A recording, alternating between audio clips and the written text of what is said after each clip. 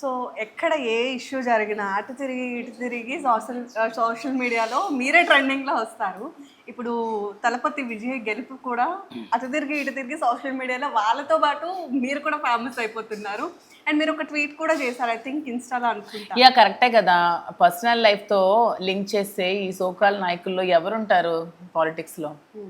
పర్సనల్గా ఎవరికి ప్రాబ్లమ్స్ లేవు. కొంతమందికి వైఫ్తో ప్రాబ్లం ఉండొచ్చు, కొంతమందికి సిస్టర్స్తో ప్రాబ్లమ్స్ ఉన్నాయి, కొంతమందికి మదర్స్తో ప్రాబ్లమ్స్ ఉన్నాయి. ఇంట్లో ప్రాబ్లమ్స్ లేని వాళ్ళు పర్సనల్ లైఫ్లో ఎవరూ లేరు కదా. అలానే ఎవరు రాజకీయాలు చేయడం మానేయట్లేదు కదా. సో పర్సనల్ లైఫ్కి రాజకీయాలకి సంబంధం 1% కూడా ఉండదు. రాజకీయం చేయాలంటే ప్రజలతో మనకు సత్సంబంధాలు, ప్రజాసేవ చేయాలనే ఆలోచన ఉంటే చాలు. ఏ రాజకీయ నాయకుడు కూడా ఇంట్లో గొడవలు పడి ఇంట్లో రచ్చ చేసుకొని రోడ్డు ఎక్కాలని ఎవడు కూడా అనుకోడు. అలా ఎక్కాడు అంటే వాడు ఎంత నరకం అనుభవించి ఉంటాడు, ఇంట్లో ఎంత టార్చర్ పడి ఉంటాడు. ఏ సిచ్యువేషన్లో సూసైడల్ సిచ్యువేషన్ వచ్చినప్పుడే ఇంకా బయటకు వెళ్ళి మేము ఇంకా విడిపోవాలని ఆలోచన తీసుకుంటాడు ఓన్లీ రాజకీయ నాయకుడు మాత్రమే.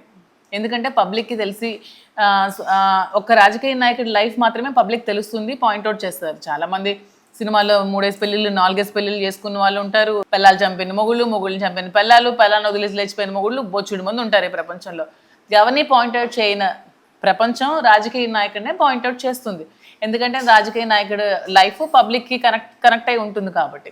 సో అలాంటి కనెక్షన్ ఉన్న లైఫ్లో ఏ రాజకీయ నాయకుడు కూడా ఇంక్లూడింగ్ విజయ్ పర్సనల్ లైఫ్ని డ్యామేజ్ చేయాలి అనుకోడు. ఎందుకంటే విజయ్ ఒక సీఎం క్యాండిడేట్, తన పర్సనల్ లైఫ్ని ఇబ్బందులు పడడం వల్లే కదా డైవర్స్ వరకు వెళ్ళి ఇబ్బందుల వరకు వెళ్ళి ఆ సిచ్యువేషన్ తీసుకున్నాడంటే తను ఎంత ఇబ్బంది పడి ఉంటాడో ఇంట్లో. సో అలా అని ప్రజలేమీ తనకు ఓటేయడం మానేయలేదు, తనని ఎన్నుకోవడం మానేయలేదు.